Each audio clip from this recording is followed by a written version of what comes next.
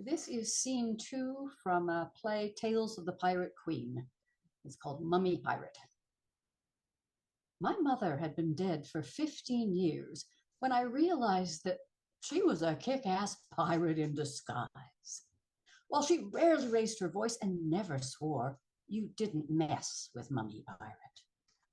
My father found that out when he began receiving death threats to his family. As he was periodically away union organizing, he bought Mom a gun and decided to teach her how to use it. He set up a target in the basement, and after the lesson, he just had to make a wee joke. Now, Doreen, let's see if you can hit the broadside of a bar. Mom took aim and shot 5 dead center in the heart and one a trifle lower down. Dad turned wax white. Now, Mom had a temper. Like all men, he loved his bits, and she did too. I once walked in on them having a nooner when I was a teenager. Now, surely we all like to believe we were virgin births, or our parents only had sex the precise number of times there are children. I nearly had to stab out my inner eye. Thank God they were under the covers, or I'd have required years of psychotherapy. Instead, I was vaguely pleased the old folks still enjoyed each other. Now, I never found out if Grandpa had taught Mom to shoot or if she was Annie Oakley reincarnated. But she was a crack shot. Had she shot Dad in the nether regions, she'd have been very sorry later. But Dad was not taking any chances. He wanted to live a long, happy, healthy, and whole life. He took the gun out of her hand and right out of the house. I don't know if he threw it away or sold it, but we never had a gun in the home again. At first, when he told that story, I thought, Daddy, you chicken, you sold out baby Linda. I mean, I'm the one who got death threats in the cradle. But I realized that was one of his favorite stories. He told it on himself anywhere. He'd add, so proud of his kick-ass wife, Doreen knows judo. If anyone tried to get between her and baby Linda, well, I'd like to be there to sell tickets. You know how a mother bear is with her cubs? Doreen is worse. How Canadian. He used the power of story to protect us instead of a gun. Now, Mom was still a force of nature when she was a little old lady. She was 72 years old, a year or so from death, on crutches due to a terrible leg ulcer. She'd already had 3 strokes and 2 heart attacks. But she was still the indomitable Mummy Pirate. As one young man found out, to his dismay. Mom was driving up to SFU one day to give a talk in a snowstorm and saw a young man hitchhiking. Now, normally she'd never pick up a hitchhiker, but she'd just heard a weather report that said buses were no longer traveling to SFU. I don't know if you know that part of Burnaby Mountain, but the only people who travel that road are teachers, workers, or students. The young guy was carrying a huge pile of books, so she took pity on him. Unfortunately, he was a bully and thought it would be fun to terrify a sweet little old lady. He leaned in way past her boundaries and, clearly having seen her foul folder, said, "You're very brave, Mrs. Lawson. I could be a rapist, you know." Bullies thrive on your fear. Now, some people get really upset when I say that, thinking, oh, that poor woman, how awful. But when my mother began to recount this story, my sister and I immediately looked at each other and went, ooh, this is going to be good. Who's making the popcorn this time? Sure enough, it was. Mummy Pirate's in her car. She pauses, that brilliant mind of hers forming a strategy in seconds. Now, our predator would have mistaken that for panic or freezing. Wrong-o. Then she guns the car and drives like a bat out of hell. Now the SFU highway curves around a mountain full of twisty, windy roads, and she drove that with the skills of a race car driver. He's being thrown all over the car and wants to regain the impetus. I don't recall what he said or did, but Mom slows down safely at a long, straight stretch, then says calmly, You see that tree? I can be in it in 3 seconds. I'm wearing a seatbelt. You're not. Then she leans in past his boundaries and says, fancy your chances, sonny. In tones that crossed a wicked witch with a little old lady voice. He could see she meant it. Mom had an ice-cold gunfighter stare that could quell children and make adult males terrified. She'd have done it too. I'm sorry he made me do that. I got blood all over my favorite scarf. He too turned wax white. The predator had become prey. When he got out of the car, he staggered. His legs had gone so weak. Oh, I was always so sorry there wasn't a camera.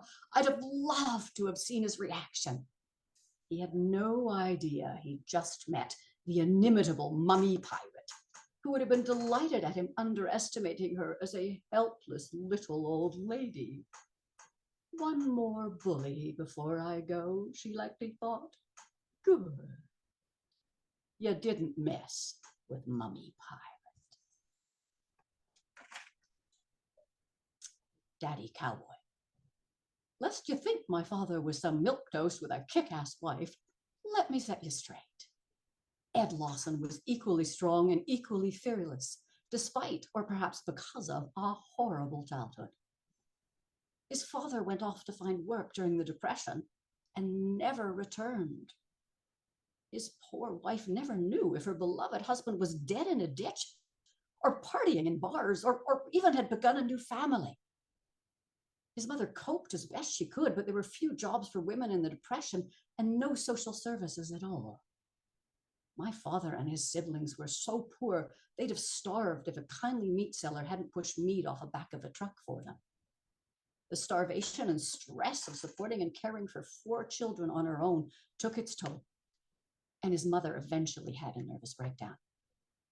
Now, her family, instead of helping, put her in a psychiatric facility, then told the kids she was dead. They then sent the children to BC to foster homes, throwing them out like they were garbage. An Indigenous lawyer friend, when I told her that, was appalled. On my reservation, we'd each have taken a child and helped out with food until she got better, she told me indignantly. My parents often took in foster kids. I don't understand white people. Neither do I. Dad was only 4 years old when he and his brothers and sister basically became child slaves for a farmer. The farmer didn't want Dad as he was just too little, only 4 and extremely thin and tiny. But his brothers and sisters, who'd been very stalwart, losing first their father and then their mother, burst into tears and cried, "We've lost everyone. You can't take our mummy. You can't, your baby brother. You can't. He'll work twice as hard as anybody else. We promise." The farmer relented and was never sorry. Dad always worked twice as hard as anyone else for the rest of his natural life. When Ed Lawson met Doreen Fowler, he was just a gas jockey who dropped out of high school in grade 9 to earn money.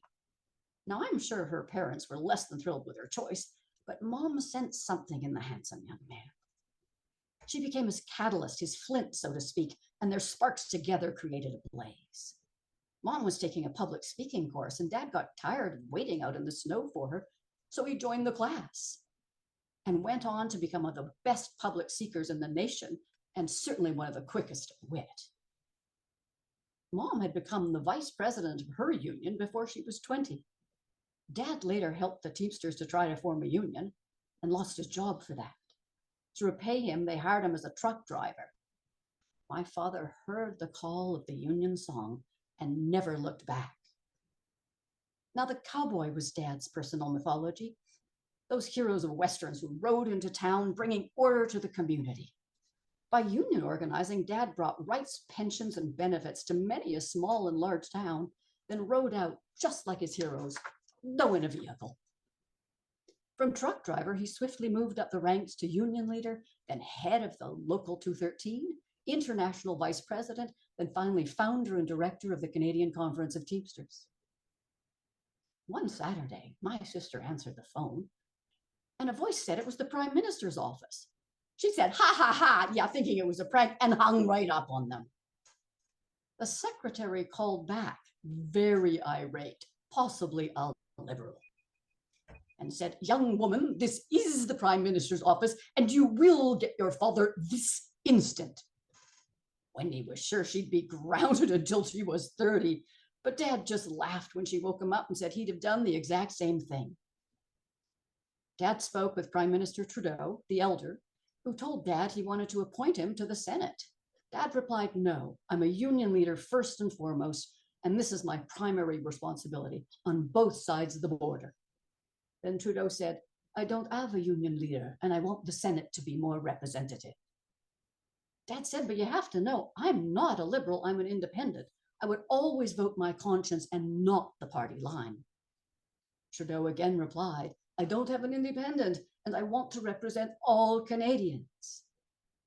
My father talked with my mother about it and the Teamsters Union and finally agreed. Dad became one of the longest serving senators in BC. Mummy Pirate and Daddy Cowboy were a dynamic and amazing pair, and he supported her equally in her career when Mom decided she wanted to run as alderman to try to save a lake. She saved Burnaby Lake not once, but 3 times during her 25-year career as a piratical politician. When she died, the newspaper headline read, "Lady of the Lake Dies." They had big myths and archetypes, my parents, and lived up to them. But if you think living with brilliant, driven parents was easy, think again. Being raised to be a pirate cowgirl was challenging, to say the least.